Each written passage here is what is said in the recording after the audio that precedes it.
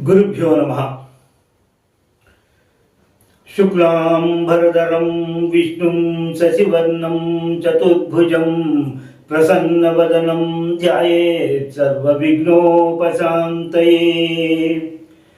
गुरुब्रह्मा गुरुर्विष्णु गुरुर्देवो महेश्वरः गुरुसाक्षात् परब्रह्म तस्मै श्री गुरवे नमः। श्रुतिस्मृतिपुराणामालयं करुणालयां नमामि भगवत्पादं शङ्करं लोकशङ्करम्। वागर्धाविव सम्पृक्तौ वागर्धप्रतिपत्तये जगतः पितरौ वन्दे पार्वती परमेश्वरौ। वन्दे पार्वती परमेश्वरौ। సౌందర్య లహరి శ్లోకాల విపుల భావాన్ని గ్రహించడానికి ఈ వీడియోని వీక్షిస్తున్న మీ అందరికీ నా నమస్కారములు తెలియజేసుకుంటున్నాను.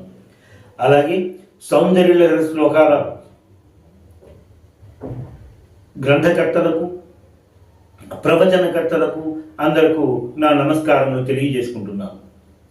మా గురువు గారైన శ్రీ జ్ఞానేశ్వరమ్మ గారి పాదములకు నమస్కరించి వారి ఆశీస్సులను అర్థిస్తూ సౌందర్య లహరి శ్లోకంలో 28వ శ్లోకముకు విపుల భావాన్ని తెలియజేయడానికి అమ్మవారు నాకు ఇచ్చిన శక్తి మేరకు జ్ఞానం మేరకు నేను ప్రయత్నం చేస్తాను.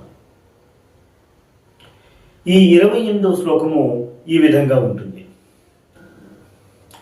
సుధామప్యాస్వాద్య ప్రతిభయ జరా మృత్యుహరిణీ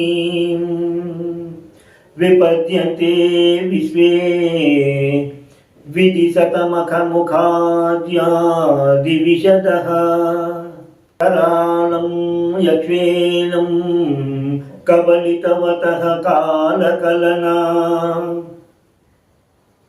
న సంభో సన్మూలం తవ జనని తాటంక మహిమా.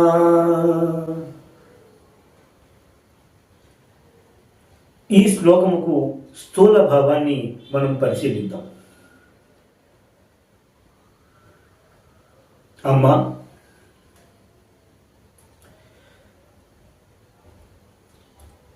ముసలితనము, వ్యాధులు, మరణము రాకుండా ఉండడానికి అమృతమును సేవించినటువంటి బ్రహ్మ, ఇంద్రుడు మొదలైన దేవతలందరూ కూడా ప్రళయ కాలములో కాలగతిని పొందుచున్నారు.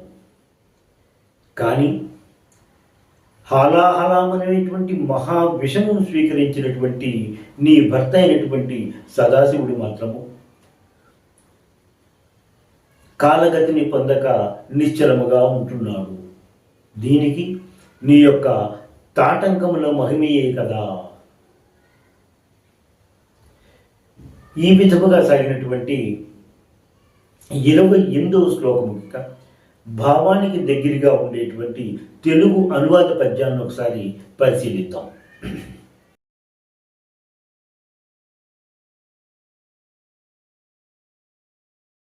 ముదముగా గ్రోలి నన్ను నలుబోముడు ఆది సురల్ విధానమున్ సుధను గతించెను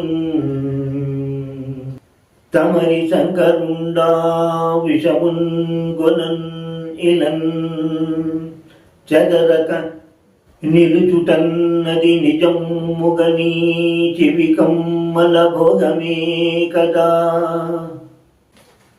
మములన్ చికాకులన్ కాచెదవీవు నిజంగా పార్వతీ.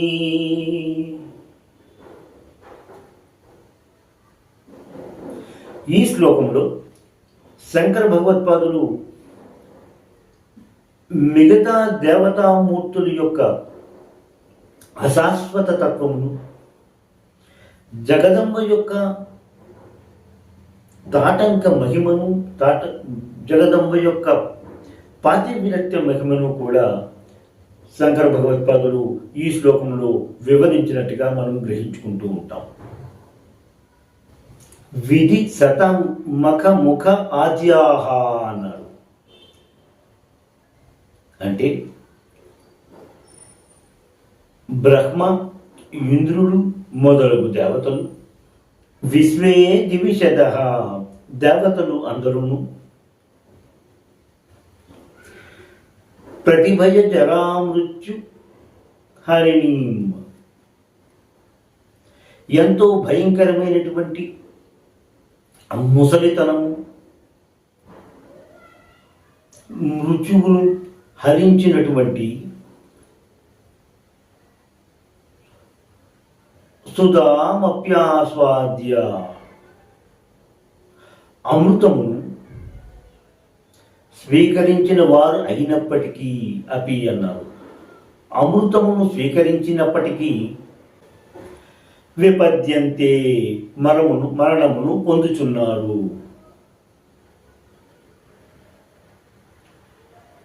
సంభోహో కాలకలనా నహ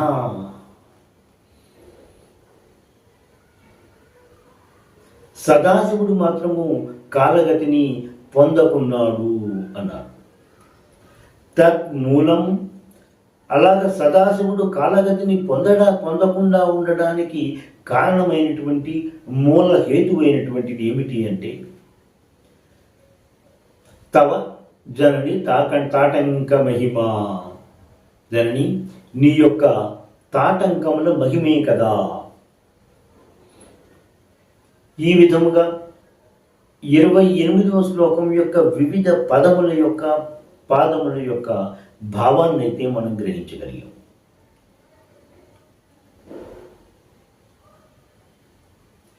హైందవ స్త్రీలందరికీ కూడా మంగళసూత్రము, కాలి మెట్టెలు, బొట్టు, పసుపు, కుంకుమ, కాటుక మొదలైనవన్నీ కూడా అవి పవిత్రములుగాను మాంగళ్య వస్తువులుగాను వాటిని గ్రహిస్తూ వాటిని ఎంతో అమూల్యంగా ఎంతో పవిత్రంగా చూసుకుంటూ ఉంటారు. అందులో కాళ్ళకు పెట్టుకునేటువంటి మట్టెలు అవనేంటి, చెవులకు పెట్టుకునేటువంటి తాటంకములు, గాజులు మొదలైనవి కూడా ఎన్నో పవిత్ర వస్తువులుగానే వాళ్ళు భావిస్తూ ఉంటారు.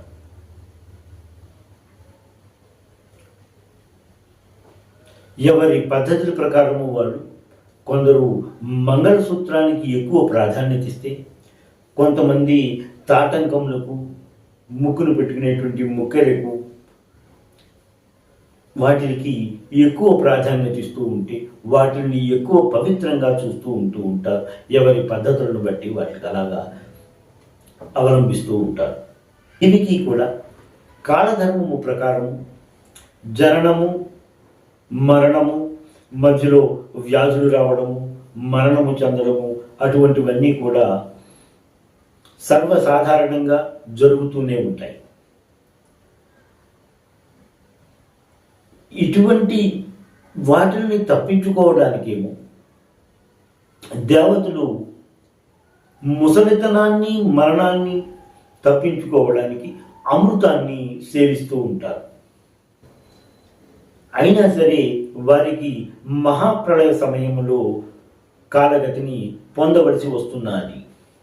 అదే విషయాన్ని సుధామప్యాస్వాద్య ప్రతిభయ జరాముచ్చుహరిణి విపద్యంతే విధి శతమఖ ముఖాద్య దివిషద అన్నారు. దానికి విరుద్ధంగా హాలాహలము అనేటువంటి భయంకరమైన విషాన్ని స్వీకరించినటువంటి సదాశివుడు మాత్రము కాలగతిని పొందకున్నాడు. దీనికి కారణము, దీనికి ముఖ్య హేతువు అయినటువంటిది అమ్మవారి యొక్క పాతివ్రత్య ధర్మమైన, అంతకన్నా ముఖ్యమైనటువంటిది అమ్మవారి యొక్క తాటంకముల మహిమ అనే విషయంగా ఈ శ్లోకంలో తెలియజేసుకున్నారు. కరాళం యత్వేలం కబలితవత కాలకలన న సంభో స్తన్మూలం తవ జనని తాటంక మహిమ అన్నారు. ఈ శ్లోకంకి మిగతా విపుల భావాన్ని నేను నా తరువాత వీడియోలో తెలియజేస్తాను. శ్రీమాత్రే నమః. స్వస్తి. ఎంతో అధ్యయనం చేసి మీకు అందిస్తున్న ఈ వీడియోలను ఆదరిస్తారని భావిస్తున్నాము. మా ఈ ఛానల్ని సబ్స్క్రైబ్ చేసి ఈ వీడియోలని లైక్ చేయండి ప్లీజ్.